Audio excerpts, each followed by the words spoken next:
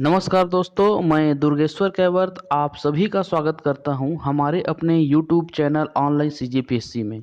दोस्तों, हम CGPSC mains की पेपर 7 का भाग 1 पढ़ रहे हैं, जिसके तहत आज हम जानेंगे घरेलू हिंसा से महिलाओं का संरक्षण अधिनियम 2005 के बारे में। वैसे तो महिलाओं की सुरक्षा और संरक्षण के लिए संविधान में प्रावधान हैं, अनेक कानून भी बने हैं और सरकार की विभिन्न योजनाएं एवं नीतियां भी हैं। इसके बावजूद हमें एक नए अधिनियम की आवश्यकता क्यों पड़ी? इस अधिनियम की आवश्यकता क्यों पड़ी? इस अधिनियम में कौन-कौन से मुख्य प्रावधान हैं और वर्तमान में इसकी स्थिति क्या है? इस पूरे प्रक्रम के बारे में जानेंगे और यह भी जानेंगे कि CGPSC मेंस में इससे कैसे क्वेश्चन आ सकते हैं। तो चलिए बिना देरी किए हम स्टार्ट करते हैं वीडियो को, महिला संरक्षण अधिनियम 2005 को। दोस्तों, घरेलू हिंसा का दायरा इतना व्यापक है कि इसके लिए एक अलग से अधिनियम की आवश्यकता पड़ी। घर के बाहर यदि किसी महिला के साथ कोई हिंसा या कोई अत्याचार होता है तो उसके लिए विविध प्रावधान हैं, लेकिन घर के भीतर यदि कोई हिंसा होती है तो महिला उसकी शिकायत कहाँ करें, उसकी प्रोसीजर क्या होगी, उसको क्या क्या सहायता मिल सकती है, उस सभी उपबंधों का प्रावधान इस अधिनियम में किया गया है। और साथ ही इस अधिनियम में यह भी प्रावधान किया गया है कि घरेलू हिंसा को परिभाषित किया गया है कि घरेलू हिंसा हम किसे कहेंगे, पीड़ित व्यक्ति कौन होगा, प्रतिवादी कौन होगा। ओके, साथ ही इसमें इस अधिनियम के तहत कौन कौन से संरक्षण का प्रावधान है वह सभी इसमें दिया हुआ है। तो चलिए हम स्टार्ट करते हैं वीडियो को। घरेलू हिंसा से महिलाओं का संरक्षण अधिनियम। देखिए, यह अधिनियम जो है 26 अक्टूबर 2006 से पूरे देश में लागू है।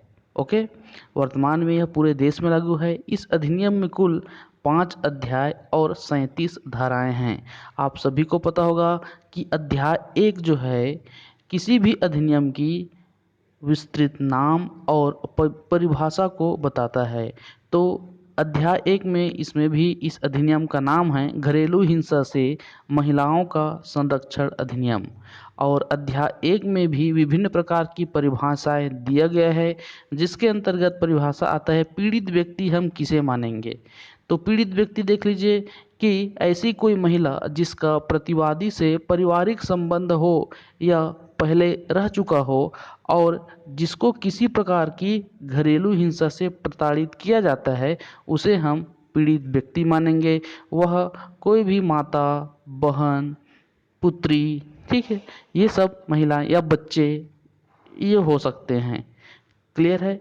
अब आते हैं इसमें घरेलू हिंसा की क्या परिभाषा दी गई है। तो घरेलू हिंसा की वही परिभाषा है जो धारा 3 में परिभाषा दी गई है। मोस्ट इम्पॉर्टेंट है क्योंकि यह एग्जाम में आया हुआ क्वेश्चन है।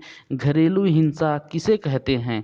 2018 CGPSC मेंस 60 शब्द में आया है। घरेलू हिंसा के अंतर्गत कौन से वे 4 श्रेणियां हैं उसको समझाइए। तो चलिए स्टार्ट करते हैं। घरेलू हिंसा हम किसे कहेंगे?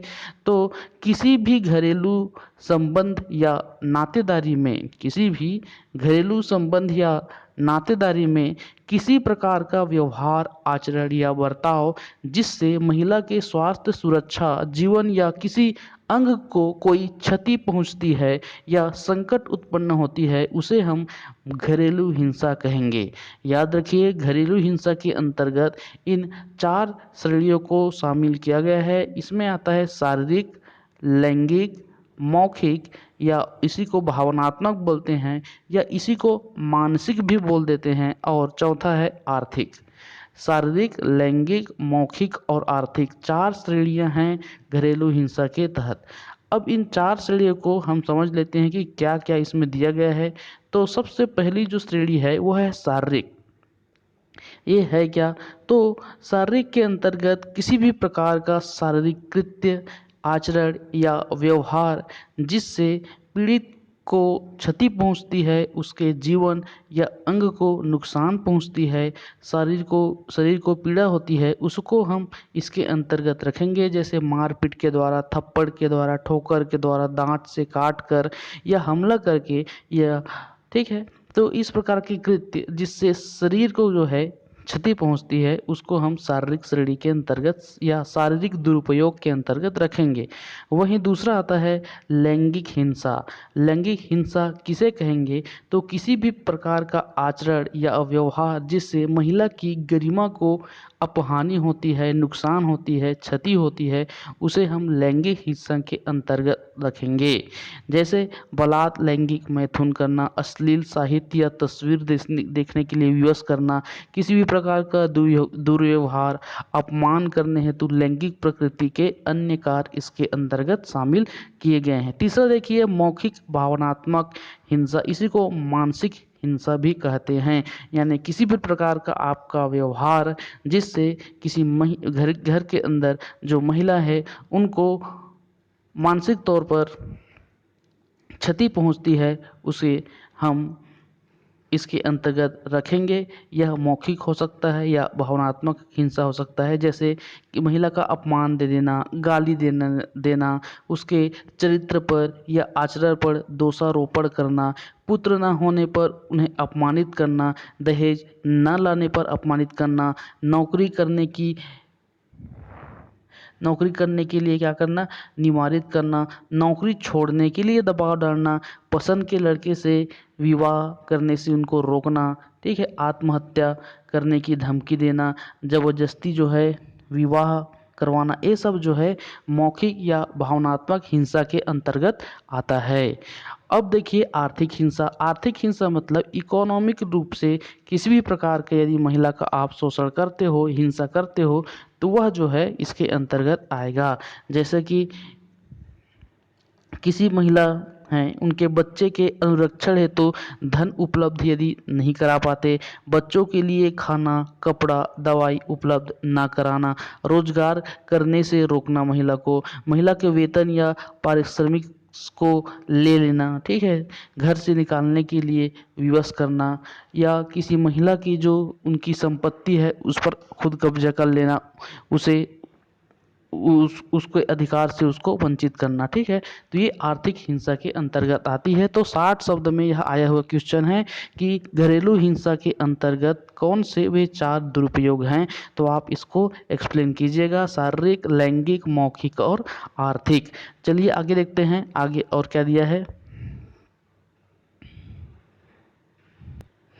अब मान लीजिए किसी महिला के साथ घरेलू हिंसा हुई है, वह महिला अपना कंप्लेन करना चाहती है या सुरक्षा पाना चाहती है, संरक्षण पाना चाहती है, तो किसके पास शिकायत करेगी?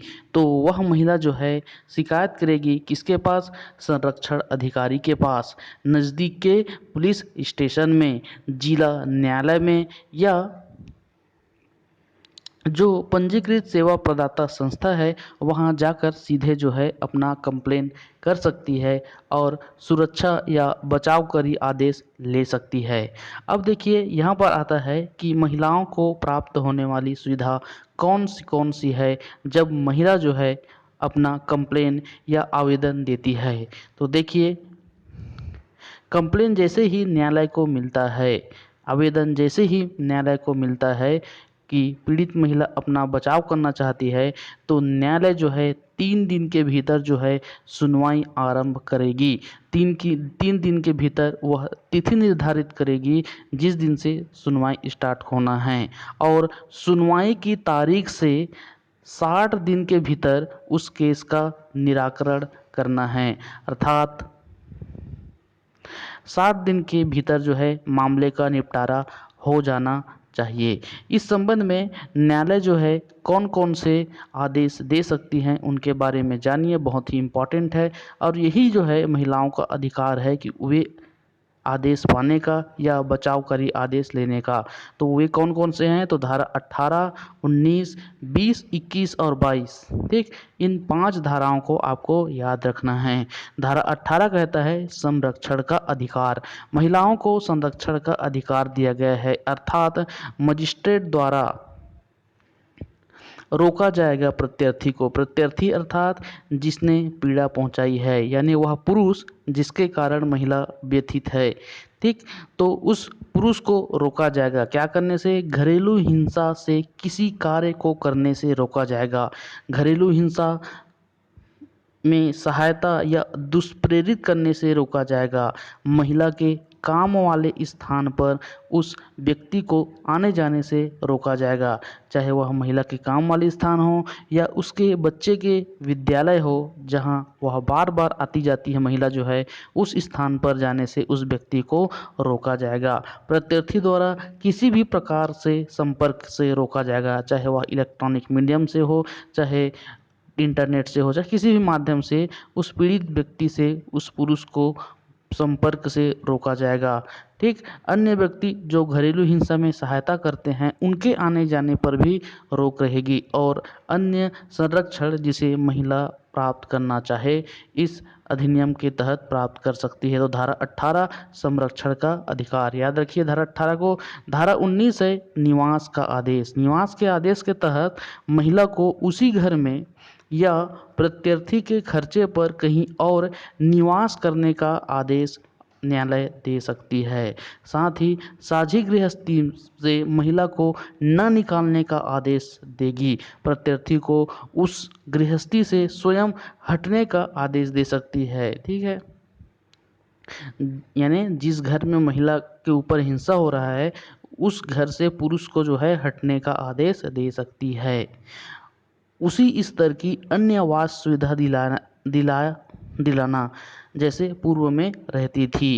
नेक्स्ट है स्त्री धन अन्य संपत्ति प्रतिभूति जिसका वह महिला या पीड़ित हकदार है वापस करने का आदेश न्यायालय दे सकती है। तो ये कुछ आदेश है जिसके बारे में आपको जानना है। ठीक है, अब देखिए धारा 20 के तहत आर्थिक सहायता, अर्थात पीड़ित महिला व उसकी संतान को उसकी ज़रूरत के अनुसार खर्चा करने के लिए हानियों की पूर्ति के लिए आर्थिक सहायता जो है प्रत्यर्थी को देने का निर्देश दिया है। अर्थात वह पुरुष जिसके कारण पीड़ित है महिला जो है वह पुरुष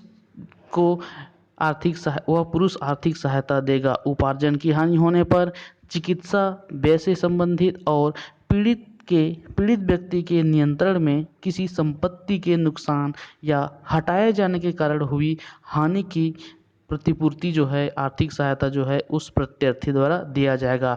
धारा 21 के तहत अभिरक्षा का आदेश भी ले सकती है। ठीक, यानी पीड़ित व्यक्ति या उसकी ओर से आवेदन करने वाले व्यक्ति के बच्चों को जो है अभिरक्षा का आदेश धारा 21 के तहत प्राप्त हो सकता है। वहीं धारा 22 जो है हर्जाना या मुआवजे का आदेश जो है न्यायालय देती है। इसके तहत यदि प्रत्यर्थी जो है कोई मुआवजा की राशि चाहती है, कोई क्षतिपूर्ति के लिए कोई राशि चाहती है, तो इस अधिनियम के धारा के तहत न्यायालय द्वारा मुआवजे जो है प्रतिकर के द्वारा दिलाया जाएगा। अब यदि इन आदेशों का पालन जो है वह व्यक्ति जिसके कारण हिंसा हुआ है या प्रत्यर्थी नहीं कर पाता या ठीक है उसके आदेश को नहीं मानता, तो 1 वर्ष तक का दंड और 20,000 रुपये तक का जुर्माना या दोनों हो सकता है। तो ध्यान रखिए 1 वर्ष तक का कारावास और 20,000 रुपये आर्थिक दंड। ठीक, अब चलिए जानते हैं हम कि इस अधिनियम में जो है जो पीड़ित व्यक्ति कहाँ जाएगी शिकायत करने। मैं बताया था संरक्षण अधिकारी के पास या न्यायालय में डायरेक्ट जा सकती है। ठीक है, यहाँ पर प्रावधान है कि जो संरक्षण अधिकारी है उसके बारे में हल्का सा जान लीजिए कि संरक्षण अधिकारियों की नियुक्ति और शक्ति एवं उसके कर्तव्य पूछा जा सकता है। तो संरक्षण अधिकारी कौन है? जहाँ महिला जो है जाती है शिकायत करने, तो संरक्षण अधिकारी की नियुक्ति राज्य सरकार द्वारा अधिसूचना के माध्यम से किया जाता है।